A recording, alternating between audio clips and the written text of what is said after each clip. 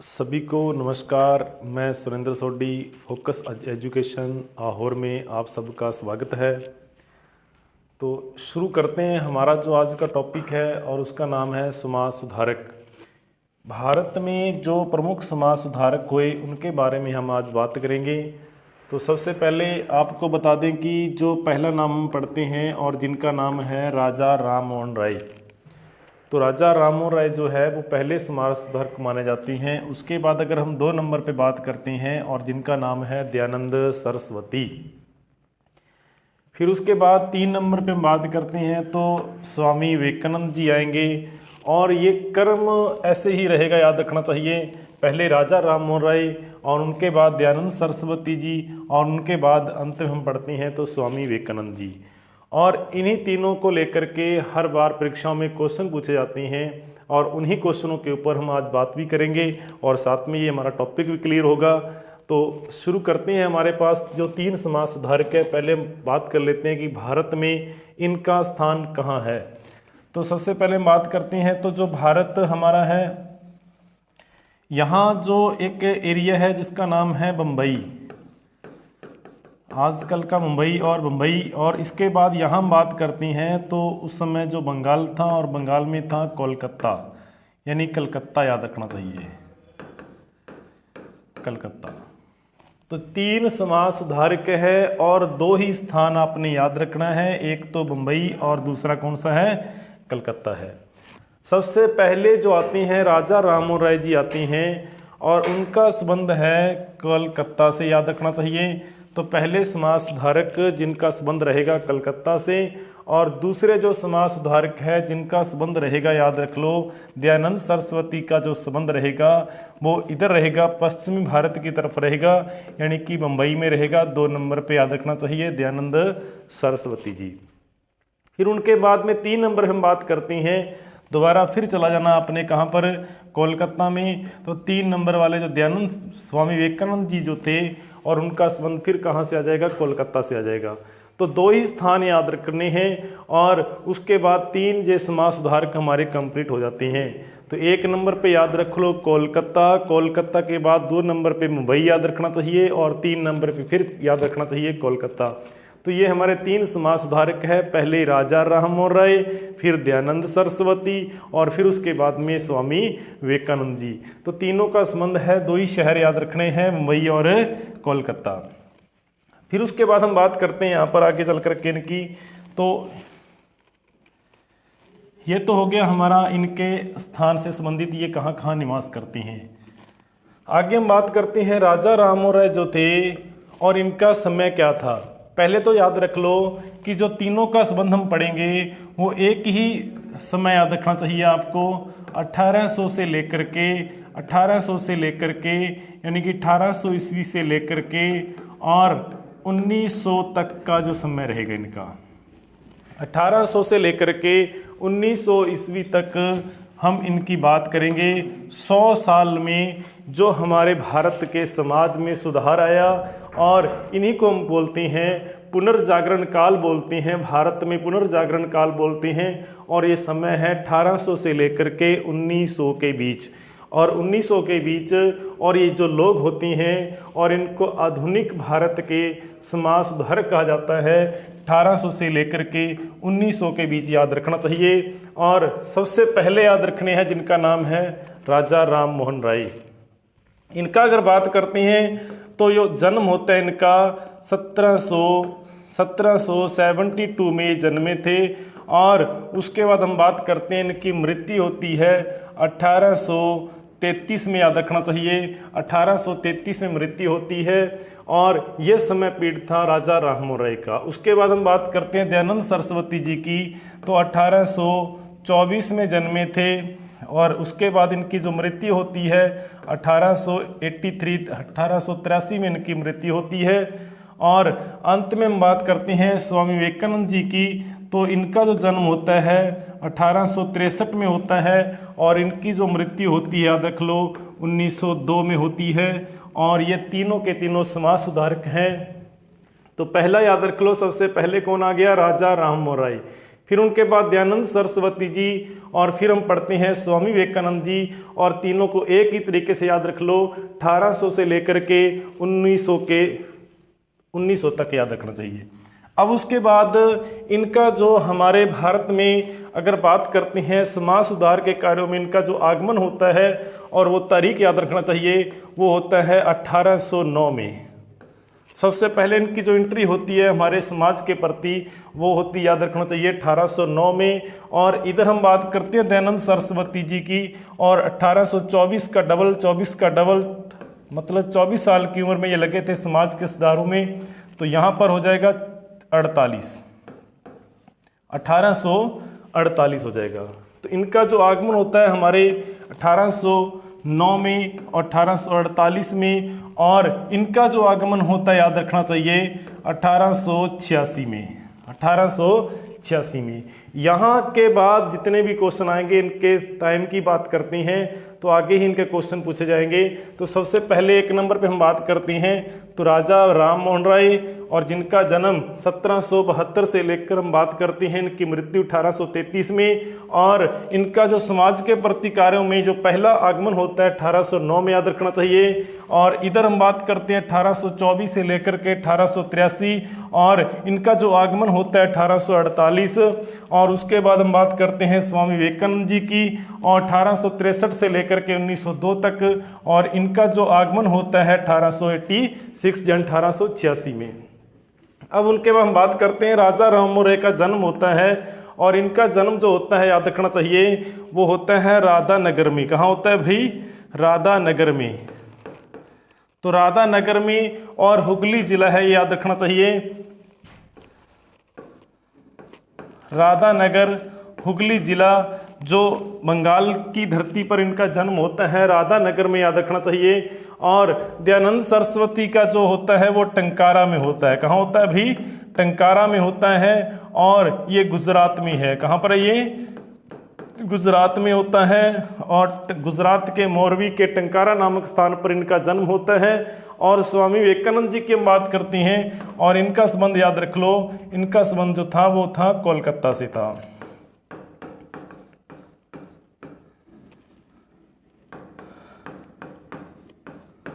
कोलकाता से था।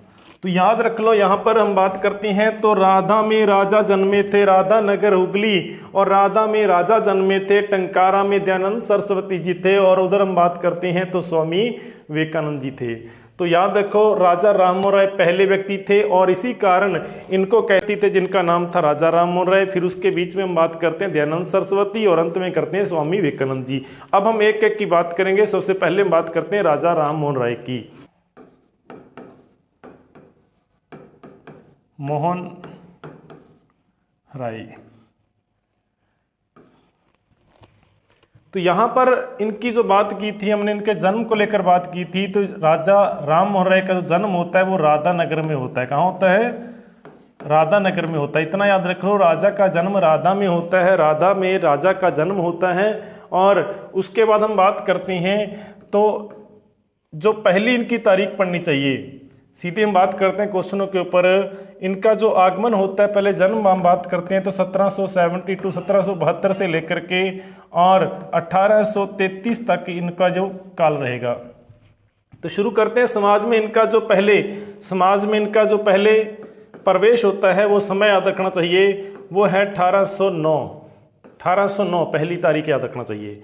फिर उसके बाद हम पढ़ते हैं तो आगे चल करके याद रखना चाहिए आपको 1811। फिर उसके बाद अगली तारीख आपको याद रखना चाहिए, 11 का डबल याद रखना चाहिए 1822। और फिर उसके बाद में 1814 याद रखना चाहिए, और उसके बाद में 1817। और फिर उसके बाद इम्पोर्टेंट जो तारीख है आपको याद रखना है 1828 और 1829 और 1830, और अंत में इनका जो समय रहेगा वो 1833।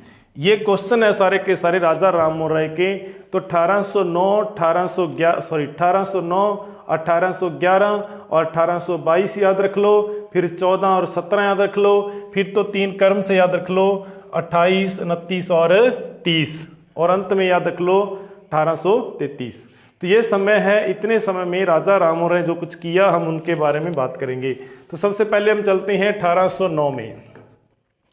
1809 में एक ग्रंथ की रचना की जिसका नाम था तुहफात उल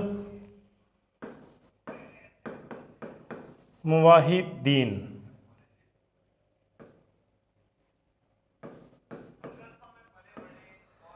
तुहफात उल मुवाहिदीन जो ग्रंथ था, इनका जो ग्रंथ था वो फारसी भाषा में था। तो फारसी भाषा में था, जिनका नाम था तुहफात उल मुवाहिदीन। तुहफात उल मुवाहिदीन जो था फारसी भाषा में था। और इस ग्रंथ में इन्होंने जो मूर्ति पूजा के प्रति जो एक लेख लिखा था इनके विरोध में, तो उस ग्रंथ का नाम था तुहफात उल मुवाहिदीन। और इसी को कहती हैं अकेश्वरवादियों का उपहार कहती हैं। और जो मूर्ति पूजा का विरोध के रूप में और ये एक लेख लिखा गया था, और ये प्रसिद्ध ग्रंथ है, फारसी में, याद रखना चाहिए। और समय 1809 और इनका प्रवेश का समय है। उसके बाद हम बात करते हैं 1811 में। 1811 में याद रख लो। और इनके भाई जिसका नाम था जगमोहन, और जगमोहन की मृत्यु होती है। और इनकी मृत्यु के ऊपर इनकी जो पत्नी होती है वो सती होती है, यानी कि राजा राम मोहन राय की जो भाभी होती है वो सती होती है। और उसी के बाद कहते हैं कि राजा राम मोहन राय ने ठान लिया था कि आगे चल करके सती प्रथा के विरुद्ध एक बहुत बड़ा आंदोलन होगा। तो उसके बाद आ गया समय 1822। 1822 में इन्होंने एक चंद्रिका नामक पुस्तिका लिखी, और जिसमें समाज में व्याप्त बुराइयां और धार्मिक जितनी भी जो हमारे कुरीतियां थी और बुराइयां थी उनको दूर करने के लिए एक चंद्रिका नामक पुस्तकी लिखी जाती है। और ये 1822 में याद रखना। फिर उसके बाद में 1814 में इन्होंने आत्मीय सभा की स्थापना करती हैं। आत्मीय सभा की स्थापना करते हैं 1814 में, याद रखना चाहिए। और 1817 में अगर बात करते हैं तो यहाँ हिंदू कॉलेज की स्थापना की जाती है, और कोलकाता में हिंदू कॉलेज की स्थापना की जाती है। तो 1817 में हिंदू कॉलेज की स्थापना की जाती है।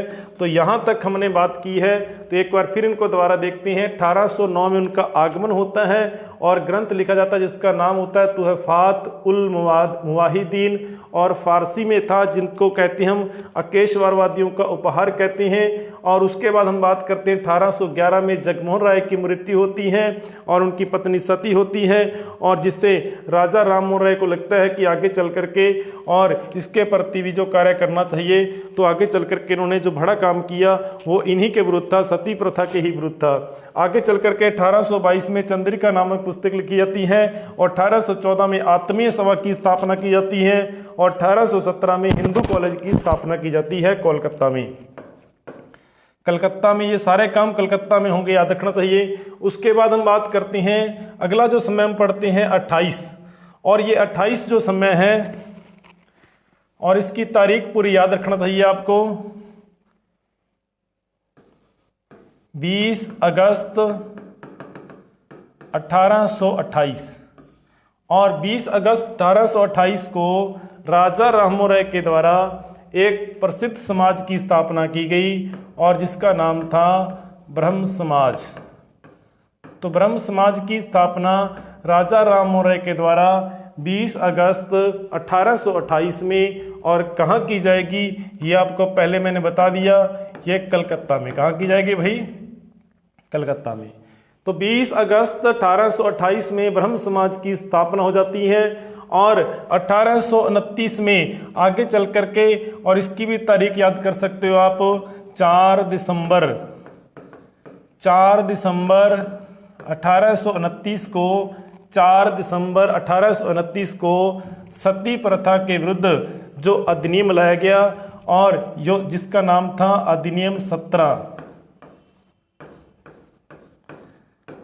17 पारित किया गया, और इसके तहत सती प्रथा के ऊपर जो रोक लगाई गई, सती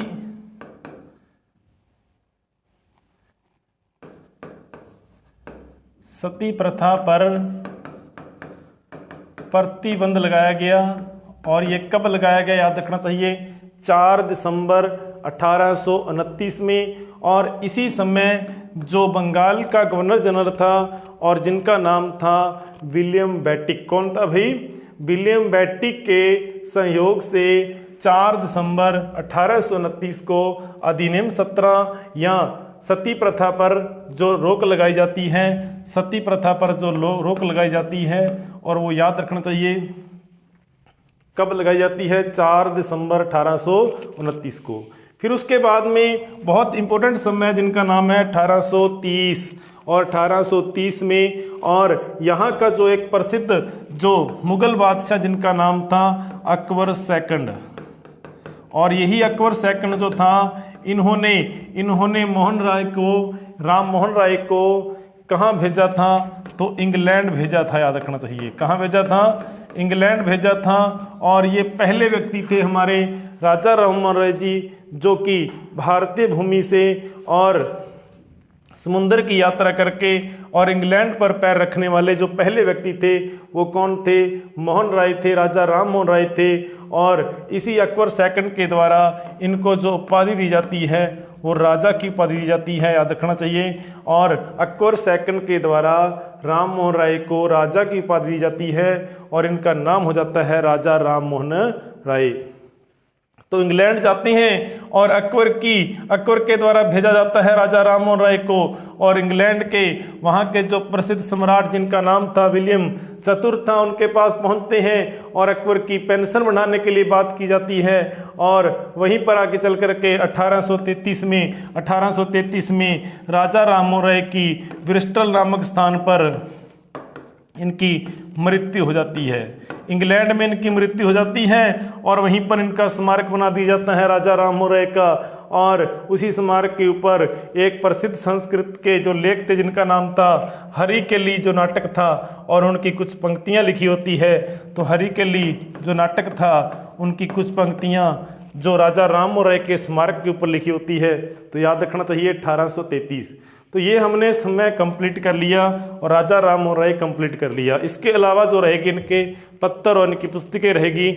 और एक बार फिर हम बात करते हैं, राजा राम मोहन राय का जन्म राधा नगर हुगली में होता है 1872 में, 1772 में होता है, और इनकी मृत्यु 1833 में होती है। और आगे चल कर के इनका प्रवेश होता है, हम बात करते हैं भारतीय समाज में, तो 1809 में। और इनके द्वारा एक ग्रंथ की रचना की जाती है जिसका नाम होता है तुहफात उल मुवाहिदीन होता है, जो फारसी का एक प्रसिद्ध ग्रंथ होता है। लेकिन उसके बाद में 1811 में इनकी जो भाभी होती है वो सती होती है, और उसके बाद में कहते हैं कि इनके मन में आया कोई इस प्रथा के ऊपर रोक लगानी चाहिए। और आगे चल करके 11 में जो सती होती है भाभी इनकी, आगे चल करके 11 का डबल करते हैं तो 22 में, और 22 में इन्हें चंद्रिका नामक जो पुस्तक निकाली जाती है और जिसमें समाज में फैली हुई व्यापक जो बुराइयां होती हैं उनके ऊपर लिखा जाता है। आगे चलकर हम बात करते हैं तो 1814 में आत्वीय सभा की स्थापना होती है और 1817 में हिंदू कॉलेज की स्थापना की जाती है। और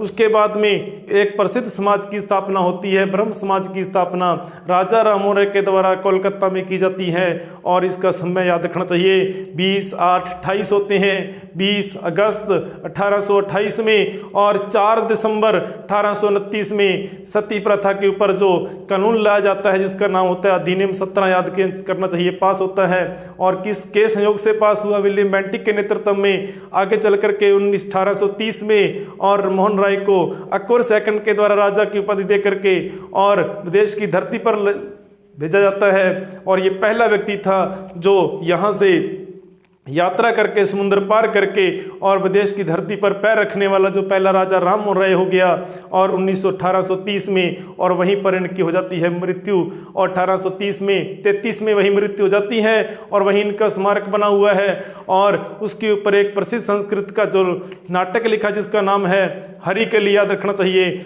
अब उसके बाद में 1833 के बाद में आगे हम बात करते हैं तो देखते हैं क्या हुआ। तो सबसे पहले हमने जो राजा राम मोहन राय पढ़ा था,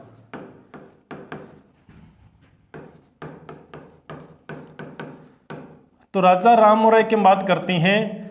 इनका जो समय था, हमने बात की 1809 में इनका प्रवेश होता है। उसके बाद में 1811 हमने पढ़ा, फिर उसके बाद में 1822 हमने पढ़ा, 1814, 1817, 1828 और 1829, 1830 और अंत में हमने पढ़ा था 1833।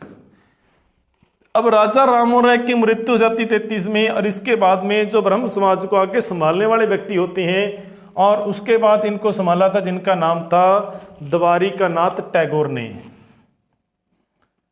आगे हम पहले सन की बात कर लें। 33 का डबल कर देंगे तो 1866। 1866 में क्या हुआ कि जो ब्रह्म समाज था वो दो भागों में बट गया, और उसके बाद अगर बात करते हैं आगे चल करके 1866 में और अच्छा जोड़ देते हैं तो 1872 हो गया, 1872 हो गया। फिर उसके बाद हम बात करते हैं आगे चल करके 1872 के बाद हम बात करते हैं तो अगला एक समय पढ़ना चाहिए जिसका नाम था भाई 6 और जोड़ दो इसमें तो कितना हो गया, 1878 हो गया। और इसमें फिर आगे चल करके ये दो भागों में बट जाएगा। तो पहले ब्रह्म समाज होता है 33 में, 33 तक 66 तक रहता है, और 66 में दो टुकड़ों में बट जाता है। और फिर एक 72 में एक जो अधिनियम लाया जाता है, उस अधिनियम का उल्लंघन होने के कारण, और फिर उसके बाद 1878 में ये दो भागों में आगे चल करके बट जाता है। तो सबसे पहले हम बात करते हैं 1833 के बाद में ब्रह्म समाज को संभालने वाले जिनका नाम था द्वारिकानाथ टैगोर था।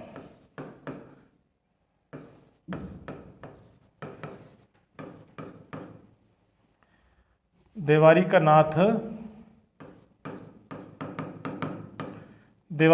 टैगोर थे। फिर उसके बाद में 1866 में द्वारिकानाथ टैगोर के बाद में इनके पुत्र जिनका नाम था देवेंद्रनाथ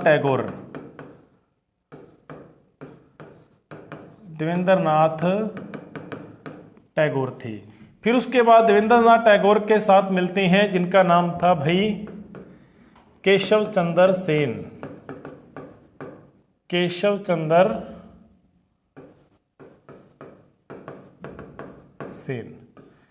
तो केशव चंद्र सेन और देवेंद्रनाथ टैगोर ये मिलकर के चलाते हैं ब्रह्म समाज को। लेकिन आगे चल करके 1866 में इन दोनों के बीच में विवाद हो जाता है, और जो ब्रह्म समाज होता है वो दो भागों में बट जाता है। और इधर हम बात करते हैं, एक तरफ हम बात करते हैं और जिसको हम बोलते हैं आदि ब्रह्म समाज,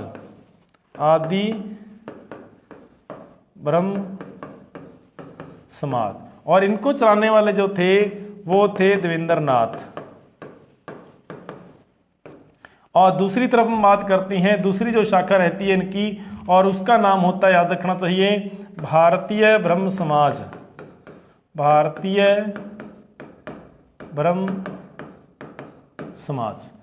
अब 1866 में इनके दो टुकड़े होते हैं, एक तरफ हम बात करते हैं आदि ब्रह्म समाज और एक तरफ हम बात करते हैं तो भारतीय ब्रह्म समाज। और भारतीय ब्रह्म समाज को संभालने वाले व्यक्ति होते हैं केशव चंद्र सेन।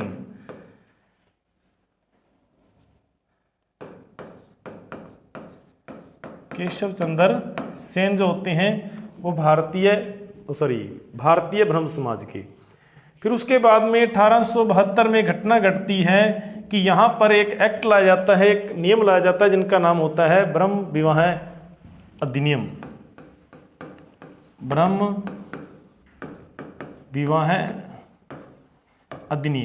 ये कब लाया जाता है? 1872 में केशव चंद्र सेन के सहयोग से। और इसमें क्या होता है, जो ब्रह्म विवाह अधिनियम होता है, और इसमें हम बात करते हैं, एक तो याद रख लो अंतरजातीय विवाह और विधवा पुनर्विवाह के ऊपर तो ये जोर दिया जाता है और लागू किया जाता है उनको। और उसके बाद हम बात करते हैं बाल विवाह और बहु विवाह के ऊपर प्रतिबंध लगाया जाता है। तो ये था ब्रह्म विवाह अधिनियम, और इसी को हम बोल सकते हैं अंतरजातीय और विधवा पुनर्विवाह अधिनियम भी कहते हैं। तो ब्रह्म विवाह अधिनियम हो गया। और उसके बाद 1878 में घटना घटती है, जो केशव चंद्र सेन होते हैं और इनकी जो पुत्री होती है अभी अल्पायु होती है, छोटी होती है, और उसकी शादी हो जाती है।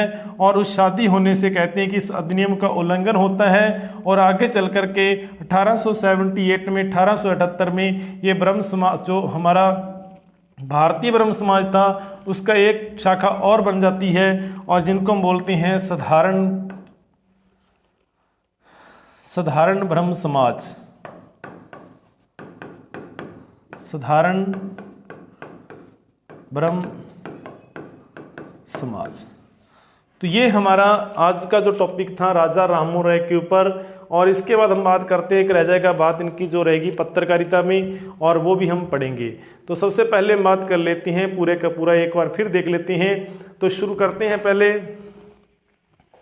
राजा राममोहन राय की। तो राजा राममोहन राय का जन्म हुगली जो जिला है बंगाल का, पश्चिम बंगाल का, और राधानगर में इनका जन्म होता है 1772 में। और 1809 में इसका आगमन होता है एक प्रसिद्ध ग्रंथ के माध्यम से, जिनका नाम होता है तुहफात उल मुवाहिदीन, और अकेशवारवादियों का उपहार कहते हैं। और उसके बाद अगर बात करते हैं 1811 में, और 1811 में इनकी भाभी सती होती है, और जिसके कारण इनको आगे चल करके सती प्रथा के ऊपर बहुत अच्छा कार्य किए। और आगे हम बात करते हैं तो 1822 में चंद्रिका पुस्तक निकालते हैं। और फिर उसके बाद अगर बात करते हैं 1814 में आत्मीय सभा की स्थापना होती है, 1817 में हिंदू कॉलेज की स्थापना होती है, और फिर 20 अगस्त 1828 में ब्रह्म समाज की स्थापना कोलकाता में की जाती है। और 4 दिसंबर 1829 में सती प्रथा, जो सती प्रथा के ऊपर कानून लाया जाता है, प्रतिबंध की जाती है। और आगे चल करके 1830 में और अकबर सेकंड के द्वारा राजा राममोहन राय को राजा की उपाधि देकर के और इंग्लैंड भेजा जाता है। पहला व्यक्ति होता है जो समुद्र यात्रा करके विदेशी भूमि पर पैर रखने वाला जो पहला व्यक्ति हो गया। और उसके बाद 1833 में और इनकी वहीं पर इंग्लैंड में वेस्ट्रल नामक स्थान पर इनकी मृत्यु हो जाती है। और 33 का डबल करते 66 में और 2 भागों में बट जाता है ब्रह्म समाज। और एक तरफ हम बात करते हैं भारतीय ब्रह्म समाज, और एक तरफ हो जाता है आदि ब्रह्म समाज। आदि ब्रह्म समाज का नेतृत्व करने वाले व्यक्ति जिनका नाम था देवेंद्र नाथ टैगोर, और भारतीय ब्रह्म समाज को संभालने वाले थे केशव चंद्र सेन। और फिर उसके बाद भारतीय ब्रह्म समाज में एक अच्छा नियम लाया जाता है जिसका नाम होता है ब्रह्म विवाह अधिनियम होता है। और उस ब्रह्म विवाह अधिनियम को कहते हैं बुद्ध, जो हम अंतरजातीय या विधवा पुनर्विवाह अधिनियम भी माना जाता है। और उसके बाद में इसी अधिनियम का उल्लंघन किया केशव चंद्र सेन ने अपनी छोटी उम्र की जो पुत्री की शादी करके। और आगे चल करके इसी उल्लंघन के कारण आगे चल करके फिर जो भारतीय ब्रह्म समाज होता है 2 भागों में डिवाइड हो जाता है, और एक दूसरी शाखा निकलती जिसका नाम होता है साधारण ब्रह्म समाज।